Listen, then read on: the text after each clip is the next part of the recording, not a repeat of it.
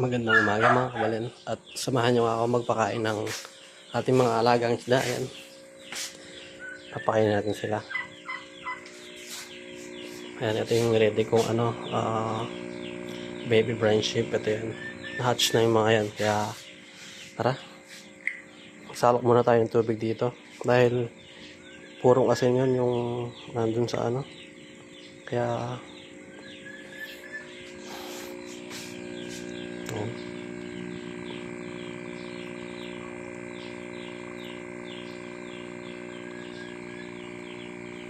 Ayan mo, ba, ang dami oh. Malalaki na nila.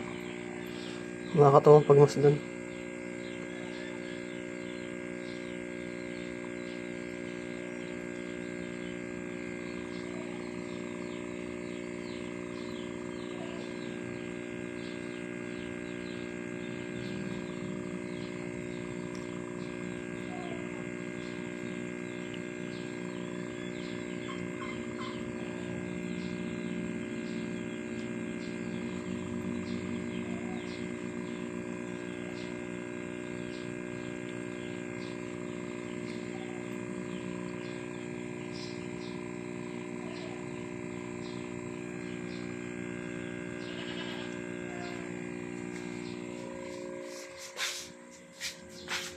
Ayan, sa pagkakapakain pala ng mga gapin mga kabalin, dapat lang, sakto lang, hindi dapat ma-overfeed yung mga isda natin kasi masama yun sa kalusugan nila.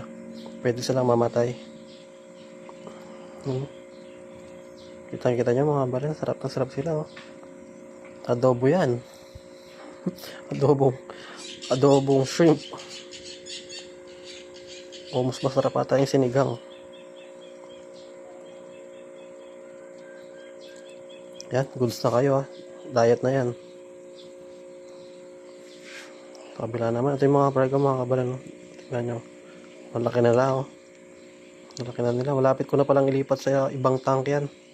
Abangan nyo. Papalipat ko sa kanila. Ang dami na nila mga kabalan oh. Nakakatuwa pagmasdan, di ba? Nakaka-relax pag pinapanood mo yung mga isda mong lumalaki tsaka lumalangoy-langoy sa pond nila. Ito kahit pakainin mo ng medyo marami, okay lang kasi para agad silang lumaki. Ayan, sa kabila naman tayo.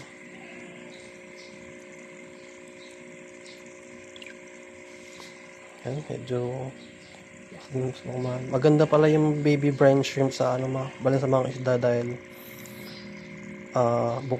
bukod sa maganda yung protina nito sa kanila is kailangan talaga pinapakain sila ng mga live food.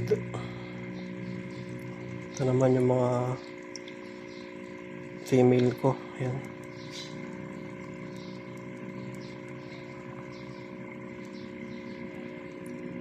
Parang busog pa ata sila.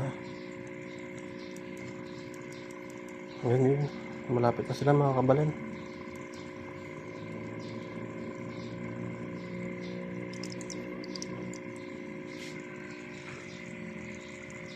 At itong natirang to, ayan, papakain natin dyan dito sa mga fry kasi